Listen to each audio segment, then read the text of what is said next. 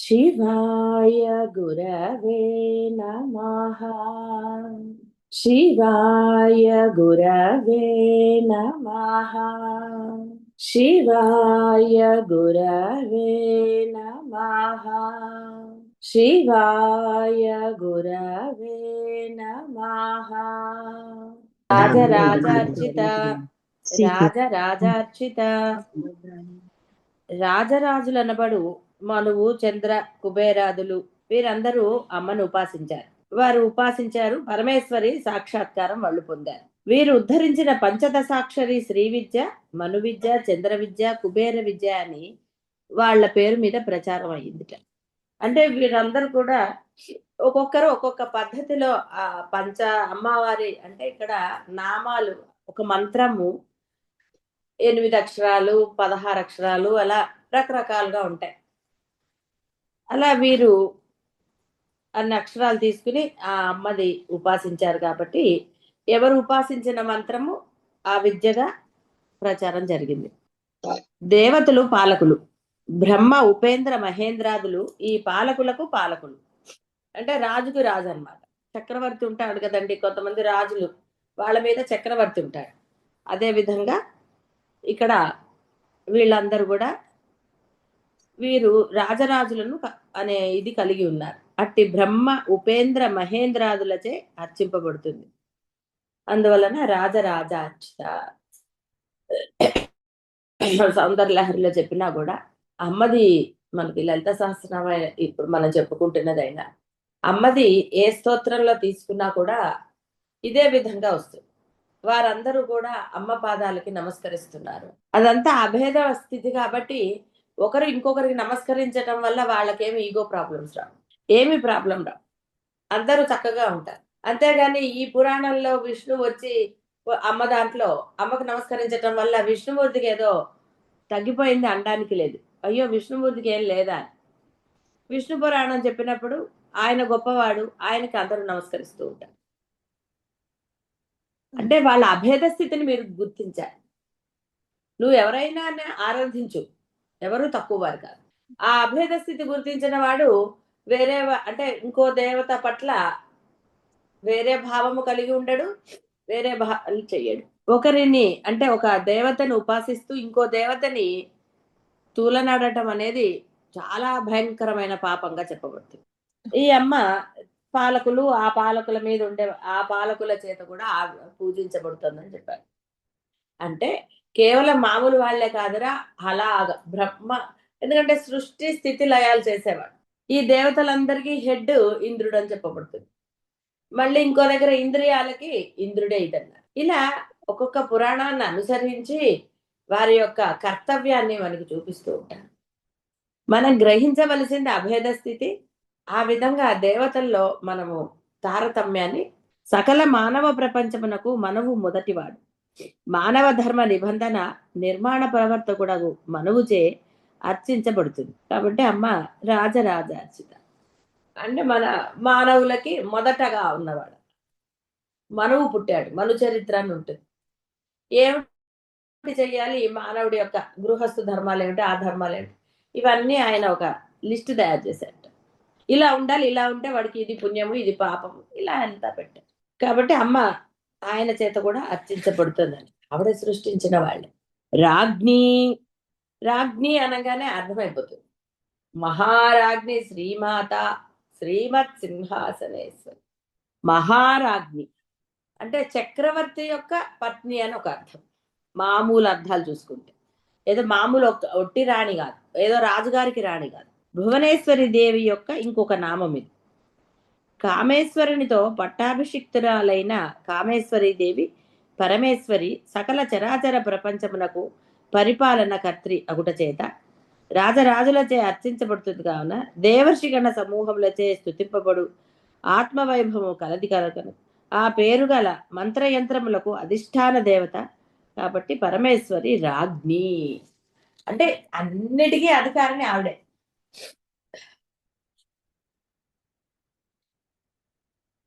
ఏది తీసుకున్నా వాటికి సూపర్ బాస్ ఆవిడే. పూర్వకాలము రాజులు ఒక్కరే పాలించటం అంటే కొన్ని కేటగిరీలు, అంటే కొంత రాణిగారికి కూడా ఉంటుంది. రాణిగారు అవన్నీ పాలిస్తూ ఉంటారు. అంటే అక్కడ రాణిగారి యొక్క హుకుం చెల్లుతుంది. అలా ఉండేవి రాజుల కాలంలో. ఆవిడ కొన్ని చూసుకుంటూ ఉండేది. కొన్ని చెట్లు మనకి రాజుగారు సరిగ్గా లేనప్పుడు రాణిగారు పాలించడం, ఇలా రకరకాల. కాబట్టి వీటన్నిటిని మనము అమ్మకి అన్వయించడానికి లేదు. ఆ అమ్మ ఈ సకల చరాచర జగత్తు అనంటే ఆవిడ సృష్టించింది. ఏదైనా సరే ఆవిడే పాలిస్తుంది. ఆ పాలనా శక్తి ఆవిడకున్నది. మంత్రాలన్నీ కలిపిన ఆ మంత్రాలన్నిటినీ చేసింది ఆవిడే కాబట్టి అన్నిటికీ అధిష్టానం ఆవిడే. కాబట్టి రాజ్ఞి, రమ్య, మనోహరమైన సుందరతరమగు శరీరాకృతి ఉన్నది. ఉమా హైమవతి బహుశోభమాన హిరణ్యవర్ణాం హరిణీం సువర్ణ రజత స్రజాం చంద్రాం హిరణ్మయీం లక్ష్మీం అని శ్రీ సూక్తంలో కూడా ఉంది. అంటే అమ్మ స్థూల రూపం పొందితే పోలిక చెప్పడానికి ఏమీ లేదు. సౌందర్యలహరిలో అదంతా. అలాగే శ్రీ సూక్తం కూడా హిరణ్యవర్ణం బంగారు వర్ణం, హరిణీం, హరిణీం అంటే చాలా సౌందర్యం కలది, మనోహరం, హకారం. అంటే అమ్మ యొక్క ఒకవేళ అమ్మ రూపం దాలిస్తే చాలా మనోహర, రమ్య. రాజీవలోచన, రాజీవ లోచన, లోచనాలంటే తెలుసు కదా, కమలముల వంటి కన్నులు కలది, మత్స్యముల వంటి కన్నులు కలది. కాబట్టి రాజీవ లోచన. మత్స్యములు అంటే ఆ మామూలుగా కళ్ళని వాటి ఆ షేప్ చాలా అందంగా ఉంటాయి ఆ కళ్ళు. మనకి వీటిల్లో కూడా వస్తుంది అక్కడ. రెండు కూడా అమ్మ యొక్క కళ్ళు సూర్యచంద్రుడు అని కూడా చెప్తూ ఉంటారు. అంటే ఏది చెప్తున్నా ఉన్నతమైనవి, ఉన్నతమైన వారికి ఉన్నతమైనవే. ఎందుకంటే మనందరికీ ఆరాధము అంటే ప్రత్యక్ష దైవము సూర్యుడే, ఔషధాలకి రాజు చంద్రుడు. కాబట్టి ఆవిడ యొక్క కళ్ళు కానివ్వండి, ఈ ప్రపంచానికి ఆహారాన్ని అందజేసేవి. కాబట్టి ఒక పిల్లవాడికి ఎలా అయితే తల్లి పాలే ఆధారమో, ఈ జగత్తుకి ఆవిడ సూర్యుడిని చంద్రుడిని ప్రసాదించారు. కాబట్టి రాజీవ లోచన. కమలములు రెండు రకాలు, శ్వేత కమలములు, రక్త కమలములు. ఇవి పరమేశ్వరికి చంద్ర సూర్యులు నేత్రద్వయం ఒకటి సూచించు. మనం ఇప్పుడు ఇందాక చెప్పుకున్నాం. కాబట్టి సూర్యుడు చంద్రుడు. చంద్రుడు చల్లదనాన్ని ఇస్తాడు, సూర్యుడు ఎరుపు. కాబట్టి అమ్మ యొక్క కళ్ళు ఆ విధంగా అని చెప్తున్నాం. నేత్రములు శ్వేత రక్త కాంతులు కలిగి ఉండుట సాముద్రిక శుభలక్షణం. సరే, ఇవన్నీ కూడా అలా చెప్తారు. ఓకే, ఏదేమైనా అమ్మ అంటే ఎలా ఒక దేహం పొందినప్పుడు ఎలాగ అమ్మ యొక్క అని ఆ అమ్మ యొక్క రూపాన్ని మనకి వర్ణన చేస్తున్నారు. కాబట్టి దేహం చెప్పాక రమ్య, ఆవిడ యొక్క కన్నులు ఎంత అందంగా ఉన్నాయో. రంజని, రంజని అనకూడదు, రంజని అనాలి అసలు. మామూలుగా రంజని అనేస్తున్నారు అందరూ. సంస్కృతంలో నకారం రాదు, సున్నా వచ్చిందంటే అది మకారం, రంజని అనాలి అసలు. భక్తజనుల కృపారస వీక్షణమున రంజింపచేస్తుంది, ఉత్సాహవంతులుగా చేస్తుంది పరమేశ్వరు. రంజింపజేస్తుంది. రంజింపజేయటం అంటే ఆనందింపజేయటం, వాళ్ళకు ఉత్సాహాన్ని, వాళ్ళలో బద్ధకాన్ని వదిలేస్తుంది. కాబట్టి రంజని, సకల లోకైక జనని, సకల భూతములకును అనురాగ స్థానం. రంజని, రమణీయ ఈ రెండు నామములు పరమేశ్వరి తనునందలి రక్త శుక్ల ప్రభాద్వయం అని చెప్పబడుతోంది. అంటే ఎరుపు తెలుపు వర్ణములు. కాబట్టి రంజని, ఇదంతా కూడా అమ్మ యొక్క సౌందర్య వర్ణన. రమణి, భక్తజనులను రమింపచేస్తుంది, ఆనందింపచేస్తుంది.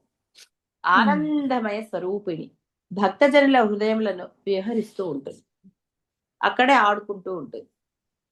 రమణీయ గుట చేతనే రంజని. రమణీయ అనున్నది మంత్రం నందలి. సరే, అంటే మంత్రాలు మీకు ఏం చెప్పటం లేదు, ఎందుకు మంత్రంతో పని లేదు. మనసావాచ కర్మణ ఆరాధిస్తే చాలు, ఉపాసిస్తే చాలు, మంత్రములతో పనిలేదు. ఏత్ కించిత్ త్రిషు లోకేషు స్త్రీ రూపం దేవీ దృశ్యతే తత్సర్వం తవ రూపం స్యాత్ ఇది శాస్త్రస్య నిశ్చయః. కాబట్టి అందంగా ఎక్కడైనా ఎత్కించిత్ అన్నారు. అందుకని ఏమాత్రం అందంగా ఉన్నా, లేదు కూడా ఆవిడే, కానీ ఇక్కడ రూపవర్ణన చేస్తున్నారు కాబట్టి చెప్తున్నారు. ఎత్కించిత్ త్రిషు లోకేషు 3 లోకాల్లో రమణీయంగా కనపడుతోందో అది నీ రూపమే అమ్మా అన్నారు. మామూలుగా ఇన్ జనరల్ గా కూడా అందమైన స్త్రీని చూసినప్పుడు కదండి ఒక ఆనందం ఎవరికైనా సరే. ఈర్ష్యాసులు లేకపోతే ఆడవాళ్ళు కూడా ఎంత బాగుంది కదా ఆవిడ అని అనుకోవచ్చు, నష్టమేమీ లేదు. కాబట్టి ఇక్కడ ఏతకించిత్ త్రిషు లోకేషు స్త్రీ రూపం దేవీ దృశ్యతే. కాబట్టి అన్ని రూపాలు నీవే అమ్మా, ఆనందాన్ని కలగజేసే అన్ని రూపాలు నీవే. రస్య పదార్థముల ఎందలి సారం రసం, రసోవై సహా ప్రతి పదార్థమునందలి రసాన్ని, రసము పరమేశ్వరి యొక్క స్వరూపమే. అంటే అందులో దానివల్ల నీకు ఒక ఆనందం కలిగిన, దానివల్ల ఒక ఔషధాన్ని నువ్వు పొందిన, ఏది జరిగినా అది అమ్మే. రస్య అంటే ఇంకా ఆవిడ రూపము మనకి వర్ణన చేస్తూ ఇంత అందంగా ఉంది ఆవిడ. కేవలం అందంగా ఉండటమే కాదు, ఆ యొక్క ఇప్పుడు మీరు ఒక ఏదన్నా తేనె అనండి ఇంకోటి అనండి, వాటిల్లో ఆ రసం కాకరకాయ రసమైనా, అయితే ఇక్కడ కాకరకాయ అంటే ఇష్టం ఉన్న వాళ్ళు కూడా ఉంటారు, కేవలం అందరికీ స్వీటే ఇష్టం ఉండదు కదా. కాబట్టి నిన్ను ఆనందింపజేసే ఏ రసమైనా సరే ఆవిడే. అందుకే ఇక్కడ విడిగా ఏం చెప్పలేదు. ప్రతి పదార్థమునందలి సారం, ఎవరికి దేని వల్ల ఆనందం కలుగుతుందో అదంతా ఆవిడే. పాలయందు నేయి వలె, ఈ నువ్వుల యందు నూనె వలె పరమేశ్వరి ప్రతి పదార్థమునందును సారరూపమై ఉన్నది.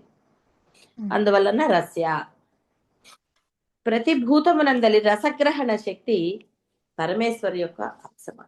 వాడికి అది తెలుస్తోంది అంటే ఇంకా వేరే ఏం లేదు. సారమే అయినప్పుడు సారం తెలిసిన వాళ్ళు వేరేగా ఉంటారా? ఆనందరసమే స్వరూపంగా కలదు. రమ్య, రాజీవలోచన, రంజని, రమణి, రస్య అను నామాలు అంత అమ్మ యొక్క ఒక రూపం దాలిస్తే ఎలా ఉంటాయో మనకు చెప్తున్నారు. అయితే మంత్రానికి ఒక రూపం అవసరం కాబట్టి వాళ్ళు అలా చేసుకుంటారు, ఆ యొక్క ఆచరణలు అవన్నీ వేరుంటాయి. అలా రణత్ కింకిణి మేఖల అంటే మంత్రాల గురించి నేను చెప్పట్లేదు, శరీరం అనేది కూడా అమ్మ అందాన్ని మనము ఎంత వర్ణించినా తక్కువే కాబట్టి ఎక్కువ వాటి గురించి చెప్పటం లేదు. అమ్మ ఆనందింపజేసి, నీకు ఆనందం కలిగింది అంటే అక్కడ అమ్మ ఉందని అర్థం. అది ఏ పదార్థమైనా సరే, రూపమైనా సరే, నీకు ఆనందం కలిగింది అంటే ఆ ఆనంద స్వరూపమే ఆమె, ఆనంద రసమే ఆవిడ. అందుకని ఆనంద రసమే స్వరూపం ఆవిడ. నేను ఏడుస్తానంటే ఆవిడేం చేస్తుంది, నువ్వు ఆనందంగా ఉండరా, ఉన్నది ఆనందమే అంది. కాదు నేను ఏడుస్తానంటే ఆవిడేం చేయలేదు. అందుకని ఎక్కడ కూడా అన్ని రసాలు అని చెప్పట్లేదు, ఆనందమే, ఆనంద రసమే స్వరూపంగా కలది అన్నారు. కాబట్టి ఆనందం అంటేనే ఆవిడ. రణత్ కింకిణి మేఖల, రణత్ కింకిణి మేఖల మ్రోగుచున్న చిరుగంటలు గల మొలనూలుతో కూడి ఉన్నది పరమేశ్వరి. రణత్ కింకిణి మేఖల రాజ్ఞి. సరే, ఇవన్నీ కూడా అంటే వీటన్నిటిలో కూడా ఆవిడ ఒక వడ్డాణం పెట్టుకున్నా, ఏది పెట్టుకున్నా ఆవిడ అంటే ఆ శబ్దాలు వచ్చినా కూడా అవన్నీ కూడా మంత్రానికి సూచితములని చెప్పబడుతూ ఉంటాయి. మామూలు వారు ఆనందిస్తూ ఉంటారు. ఇప్పుడు పిల్లలకి చూడండి, మొలతాడు కడతారు. ఇప్పుడు అంటే మొలతాడికి ఏమీ లేవు, అప్పుడు చిరుగంటలని ఇవన్నీ ఏవో పెట్టేవారు. వారు నడుస్తూ ఉన్నప్పుడు అవి మోగితే ఆనందిస్తారు పెద్దవాళ్ళు. అదే విధంగా ఇక్కడ అమ్మ ఆ మ్రోగుచున్న చిరుగంటల మొల నూలుతో ఉన్నది ఆవిడ. అయితే ఇక్కడ మీరు అందరూ వేరే భావనలు చేయడానికి లేదు. ఏది అమ్మ యొక్క వర్ణన జరిగినా అది నిన్ను రక్షించేదే తప్ప దానిలో మనము వేరే భావన చేయడానికి వీల్లేదు. మొలనూలు అనగానే మనము అంటే ఇప్పుడు ఈ జీవులు కట్టుకునే మొలత్రాడు లోపలికి ఉంటుంది అని తీసుకోవడానికి లేదు. అప్పుడు స్త్రీల ఆభరణాలు రకరకాలుగా ఉండేవి. వడ్డాణం అనేది పైకి ఉన్నప్పుడు ఈ కింద భాగంలో ఇంకొకటి కట్టుకునేవారు. కాబట్టి మొలనూలు అనగానే మనము మన ఇప్పుడు ఈ జీవులు కట్టే మొలతాడు అని భావన వేరే భావనని జుగుప్సాకరమైనవి తీసుకొని రాదు. ఎందుకంటే మీ ఆభరణాల సంగతి ఏమిటి తెలుసండి ఇక్కడ ఇప్పుడు ఈ రోజుల్లో వాళ్ళకి ఏమీ తెలియదు. వడ్డాణాలే ఇప్పుడు అసలు లేవు. వడ్డాణం అంటే ఒక ఐడియా ఉంది, కొంతమందికి ఉంది కాబట్టి వడ్డాణం. అయితే ఈ వడ్డాణం క్రింద ఇంకొకటి వేసుకునేవారు, ఒక ఆభరణం. భుజకీర్తులని ఇవన్నీ చాలా ఉంటాయి. ఒక రాజులకి రాణులు వాళ్ళందరూ ధరించేవి. 7 వారాల నగలను ఉండేవి. ఇలా రకరకాలుగా ఆభరణాలు చెప్తారు. కాబట్టి మొలనూలు అంటే వెంటనే మనం వేరే అర్థం తీసుకోరాలి.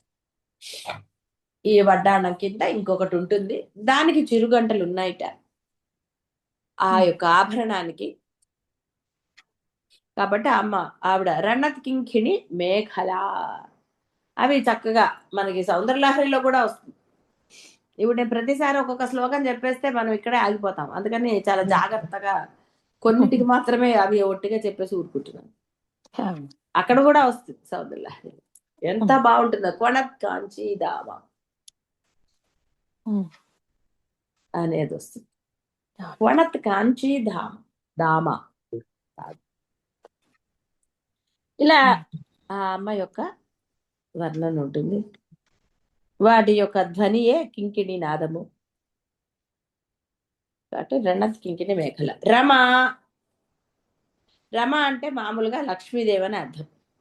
సకల చరాచర ప్రపంచమునకును పరిపాలనా శక్తి, స్థితి శక్తి, శ్రీవర్ణ వాచ్యం. ఆ ఏకాక్షరమే బిందుయుతమై ఆ దేవతకు ఏకాక్షర మంత్రముగా ఉంటుంది. లక్ష్మీ శబ్దము త్రిశక్తులందును అనగా మిగిలిన 2 పార్వతీ సరస్వతులందు కూడా వర్తిస్తుంది. కామకళా స్వరూపమని చెప్పబడుతుంది. పద్మనాభుని గృహవాసిని. ఈమె వైకుంఠమున మహాలక్ష్మి అని, స్వర్గమున స్వర్గలక్ష్మి అని, రాజ్యములందు రాజ్యలక్ష్మి అని, గృహంలో గృహలక్ష్మి అని, వనములో వనలక్ష్మి అని అనదగి తత్ లక్ష్మీ రూపంబులు ఎల్ల ఆవిడే. లక్ష్మీ రూపం అంటే శుభాన్ని కలగచేసి ఆనందాన్ని ఇచ్చేది. లక్ష్మీ రూపం అనగానే మళ్ళీ డబ్బులు గలగల కాదండి, ఆనందం ఉండాలి. డబ్బున్నంత మాత్రాన ఆనందం అందరికీ ఉందా? ఉండదు. కాబట్టి లక్ష్మి అంటే శుభములను కలగజేసేది, అంటే నీకు ఆనందాన్ని ఇచ్చేది. కాబట్టి ఇక్కడ చెప్పారు కదా, అవన్నీ కూడా తత్ లక్ష్మీ రూపములెల్లా తానే. సర్వభూతములందును శోభారూపంబునను, పుణ్యవంతులేడ ప్రీతి రూపంబునను, అధికారులందు ప్రభారూపంబున, సర్వసమ్మతమై సర్వపూజ్య అయి సర్వవంద్య అయి వెలియుచుండును అంటే ప్రకాశిస్తుంది. ఈమె పంచప్రకృతుల యందు 2వ ప్రకృతి. కాబట్టి లక్ష్మీ రూపం కూడా ఈవిడే. మామూలుగా మనకి పార్వతి, సరస్వతి, లక్ష్మీదేవి ముగ్గురు త్రిశక్తులు అంటారు. ఎందుకంటే శివుడు, విష్ణువు, బ్రహ్మ అన్నారు కాబట్టి వాళ్ళకి శక్తి రూపాల కింద వాళ్ళ పేర్లలో అలా వాళ్ళు ఏకత్వమే. వాళ్ళేం విడివిడిగా లేరు. మనం విడిగా పరిపాలన అన్నప్పుడు ముగ్గురు అయ్యారు, ఏది లేనప్పుడు ముగ్గురు ఒకటే.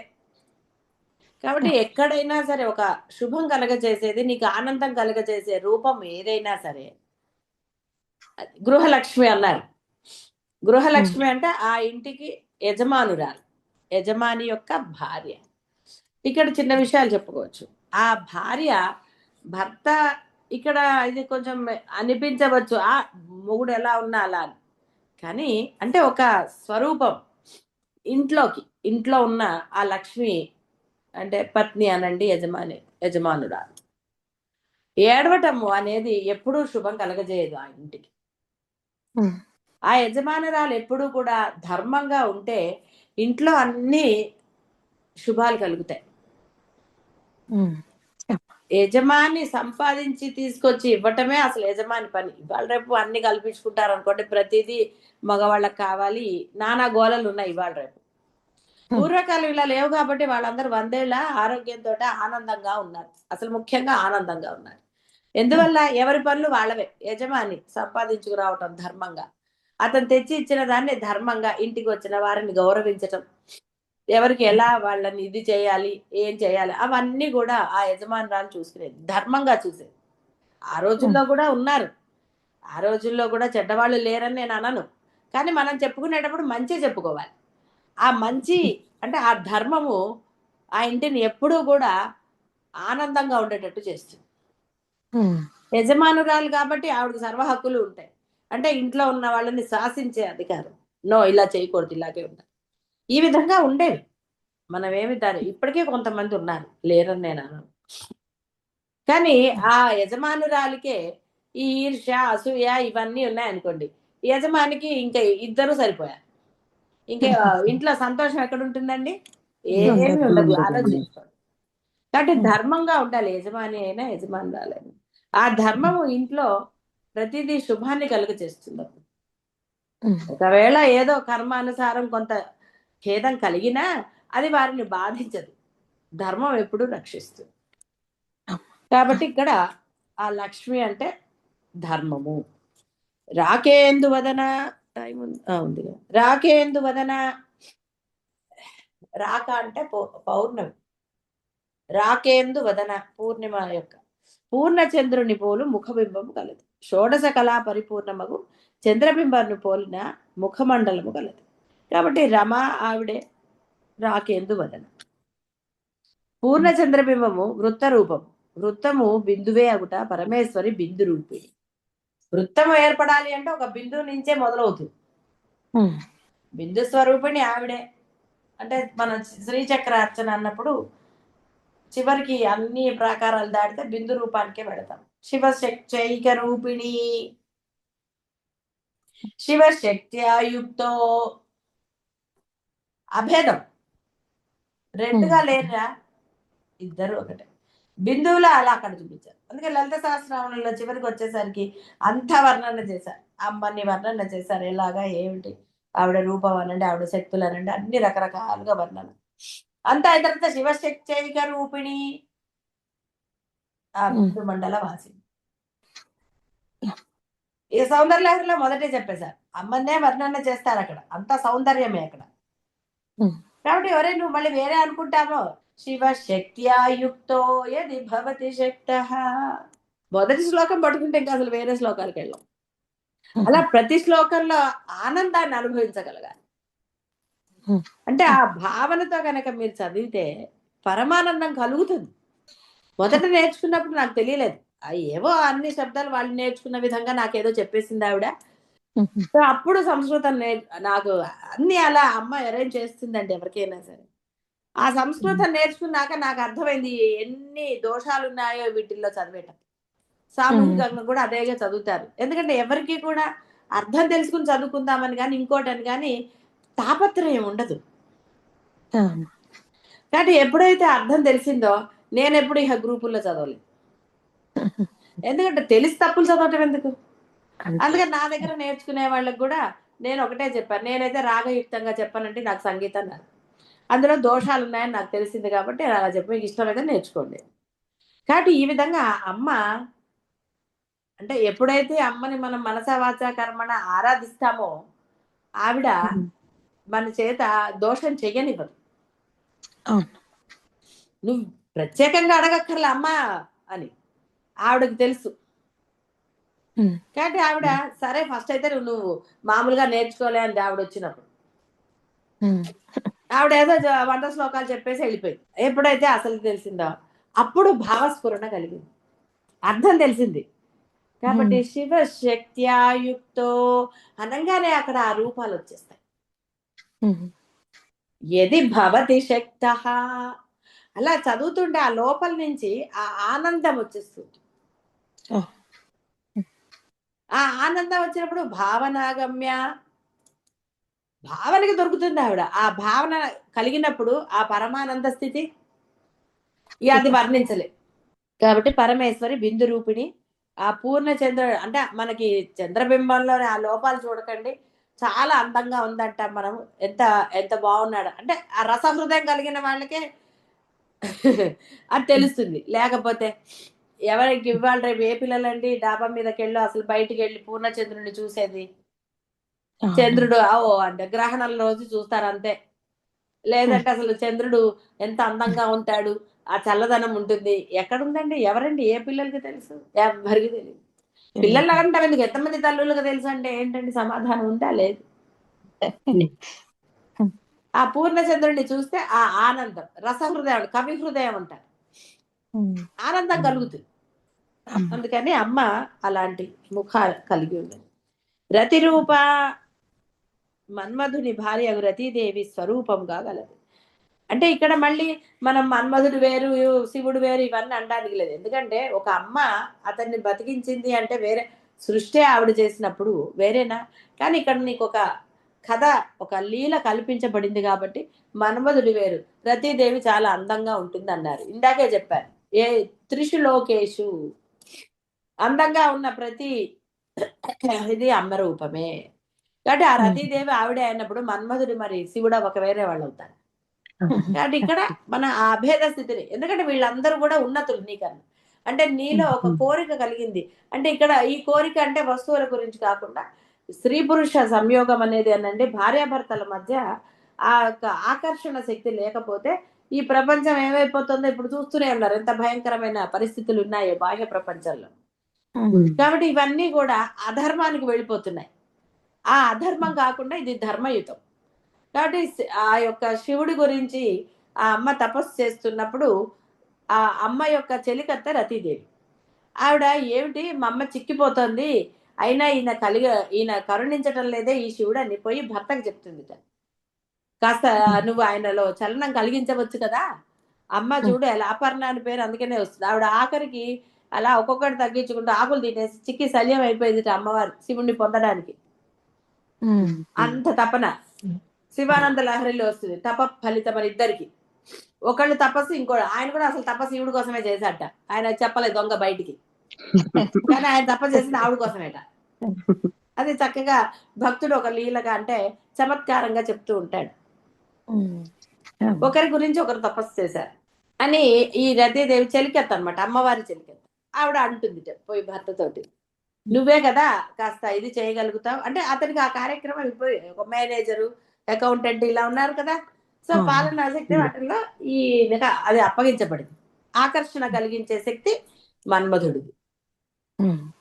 కాబట్టి అప్పుడు ఏం చేశాట మనోడు, ఓ ఇదెంత పని అన్నట్ట. అంతేగాని అక్కడ అది ఆలోచించాలి అంటే అక్కడ కొంత అహంకారం వచ్చింది అతను. అబ్బో చిటికెలో పని అని వెళ్ళిపోయాడు. సరే మనకి మామూలుగా మరి వెళ్తే ఏం చేస్తాడంటే బాణాలు చూపించారు మనకి అంతే. నిజంగా బాణాలు ఎందుకుంటాయండి? మరి సినిమాల్లో చూపించాలంటే ఎలా చూపిస్తారు? అందుకని మన్మధుడు బాణాలు వేశాడు అన్నారు. శివుడిలో చలనం కలిగించాట. అప్పుడు ఆయనకి తపస్సు చేస్తుంటే మరి విఘ్నం చేశాడు కాబట్టి కళ్ళు తెచ్చేసాట, భస్మం. మరి ఒక రాజు దగ్గర కుప్పిగంతులు ఏమిటండి?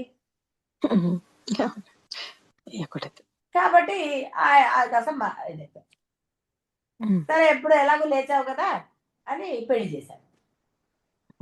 అయిపోయింది తపస్సు ఇంకా. కాబట్టి వాళ్ళిద్దరికి మ్యారేజ్ అయింది. పాపం పార్వతికి ఆయనకి పెళ్లి చేశారు.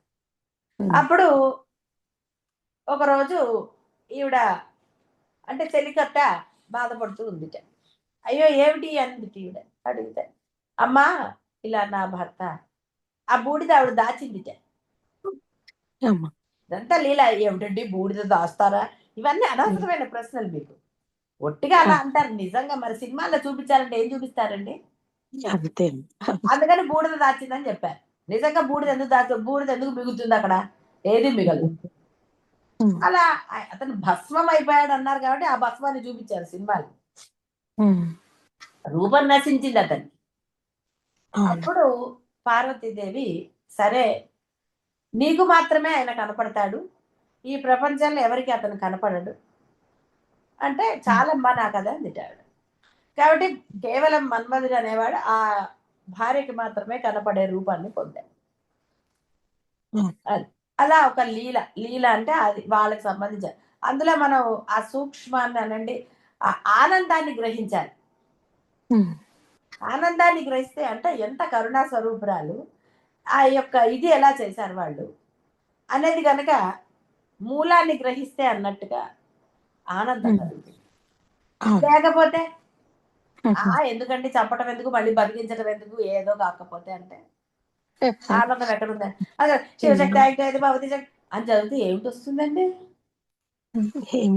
అందుకని స్తోత్రాలు శ్రీమాత ఇక అసలు ఎక్కడ ఆపే ప్రశ్న లేదు. అలా చదివితే ఏమిటి వస్తుందండి? ఆనందం ఎక్కడ కలుగుతుంది? చక్కగా కూర్చో. ఏమి 24 గంటల్లో ఇక్కడైనా నీ హడావిడి జీవ లక్షణమే అది. దేవుడి దగ్గర కూర్చున్నాడా వాడికి హడావిడి. ఇంకెక్కడా హడావిడి ఉండదు. సినిమా చూసేటప్పుడు ఉండదు, షాపింగ్లప్పుడు అసలు ఎక్కడా ఉండదండి వాడికి. ఆ దేవుడి దగ్గరకు వచ్చేసరికి ఎక్కడ లేని హడావిడి. ఇదిగో వస్తున్నా ఉంటు 2 నిమిషాలకు పూర్తి చేసి వచ్చేస్తా. స్వామి ఏమనుకోక అయిపో సగం ఎగ్గొడతారు. నైవేద్యం మడుగు తింటారు. ఏ బెల్లం ముక్క పెట్టారనుకోండి నోట్లో వేసుకునే కదా ఇతలకి వస్తారు. అలా అంటే నీకు ఆనందం ఎక్కడ కలిగింది? పరమాత్మని పూజించినప్పుడు. నువ్వు చిన్న శ్లోకం చదివినా, ఒక నామం చెప్పినా నీకు ఆనందం కలిగితే కదా వారు వచ్చినట్టు. నీకు ఆనందం కలగలేదు అంటే అక్కడ నీకు దైవం రాలేదు. గుర్తుపెట్టుకోండి. నీవు పూజ చేసేటప్పుడు, ఒక స్తోత్రం చదివేటప్పుడు నీకు ఆనందం కలగలేదు అంటే, ఆవలింతలు వచ్చాయన్నా, ఇంకోటి వచ్చాయి అంటే అక్కడ దైవం లేదు. కాబట్టి చక్కగా చదువుకోండి. ఒక్క అరగంట సమయాన్ని కేటాయించలేదు అంటే నేను ఒట్టిగా శ్రద్ధగా చదివితే లలిత సహస్రనామం ఒక అరగంట అని చెప్పాను. చిన్న శ్లోకమే పట్టుకోండి. ఆనందాన్ని పొందగలగాలి. ఎప్పుడైనా ఆనందం కాబట్టి చక్కగా ఒక్క నామం చెప్పిన, నామస్మరణ చేస్తున్నా, సమయం లేనప్పుడు ఏదో హడావుడిగా నామం ఉచ్చరిస్తున్నా, జపం చేసిన, చక్కగా సమయం తీసుకునైనా కాసేపు ఆనందానుభూతి పొందాలి. ఆ నామాన్ని జపం చేస్తారు కదా, చక్కగా రామ రామ అని అన్నారు ఎంత ఆనందం కలుగుతుంది. రామ రామ రామ రామ రామ అంటే నీరసం వచ్చి ఆయాసం వచ్చి ఏదో అవుతుంది. సరే ఏదో వంట చేస్తున్నప్పుడు ఏదో అన్నారు, రామ రామ అన్నారు, ఓకే. పొద్దున్న లేచి చక్కగా అలా సమయం ఉంది, అయిపోయింది వంట పని అని. కాబట్టి అందరూ కూడా ఏ స్తోత్రం చదివినా, నామం చెప్పినా మనసుని లక్ష్యం చెయ్యండి. ఆ యొక్క పరమానందాన్ని చక్కగా సులభంగా పొందవచ్చు. శుభం భూయాత్.